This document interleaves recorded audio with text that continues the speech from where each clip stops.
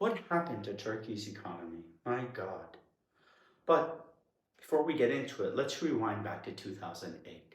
Back then, one US dollar bought you about 1.2 Turkish lira. Think about that. Turkey's money was basically holding its own against the dollar. Istanbul was buzzing. The economy was growing, and foreigners would say, man, you can live here like Europe, but pay half the price. But then came the cracks. By 2013, the lira slipped to around 2 per dollar. By 2015, it was closer to 3. People started whispering about inflation, but life was still inexpensive. Inexpensive enough that nobody panicked. A kebab was cheaper than a metro ticket in Paris. Now fast forward. Then came 2018, the breaking point. The lira tanked to 4.5 per dollar. Then even worse after the central bank chaos that summer. But here's the twist. Here's the crazy part. Even in 2018, Turkey was still much cheaper than many countries, especially Iran. Iranians would fly in, shop like crazy, and fill their suitcases with Zara, Mango, Ralph Lauren. Istanbul was basically Tehran's discount mall. That changed. How did we get here, and why did inflation explode? You see, inflation didn't just appear, it was caused. From 2018 onward, Turkey kept interest rates artificially low, while the cost of import fuel, foods, electronics was climbing. When your money loses value and the government keeps printing more of it to cover deficit, prices naturally skyrocket.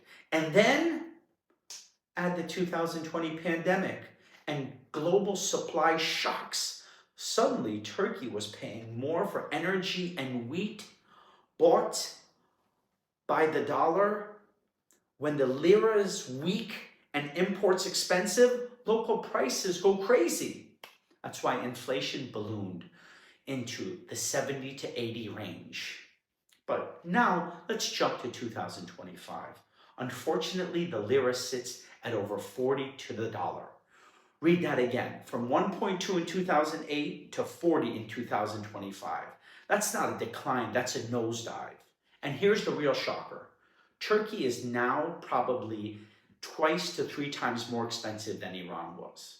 A country that used to be a bargain for Iran, which is its neighbor, now Iranians complain about the price in Turkey. And here it is in a nutshell. Turkey's price roller coaster. Again, let's go back to 2008. 1 US dollar got you 1.2 lira. Think about that. Turkey's money was basically standing shoulder to shoulder with the dollar. Life was fantastic. Everything was great. But again, things started climbing. Again, things started getting worse. And now here we are today. Okay? And now today, things are astronomically priced. We live in an area called Idaltepe. So I'm going to take you guys to a mall by the name of Hilltown. Let's go check this out. And there's actually something ironic in it. So today we are at Hilltown. It's a mall on the Asian side of Istanbul, in an area called Idaltepe, where we've been living for the last 5 years. And the mall basically has everything. And what we used to love about Istanbul was how well priced everything was. And I say was. Mitra?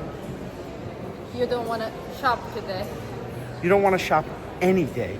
Prices are like 10 times more expensive than they used to be 5 years ago.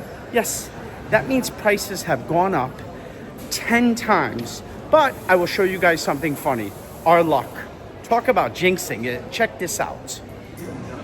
So if you look at anything here in the store, the prices have gone up, like we were saying, at least 10 times.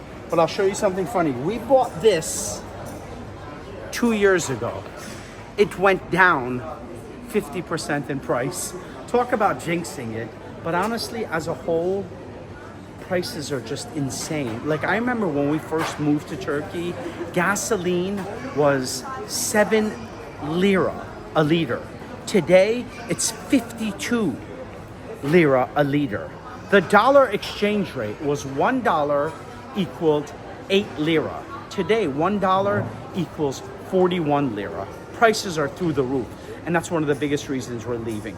But before I say bye, don't forget to subscribe to our channel. We're moving to Europe, but we're not going to tell you where we're going to. It's a big surprise coming up. So let's check some prices here. Like you see, this is Lira and Dollar-wise, you're talking like $400 for that, which is astronomical. $400. Yes. Oh my god. Yes, almost. Which is through the roof. So can you tell us about this like 80% discount? What It's not really 80% discount. What they tell you is buy one item and then the second item will give you for 80% off. And you could buy it with your credit card like in 6 installments. But the problem is, like I said, the prices are so high, and 80% discount returns it back to its actual price like 4 years ago.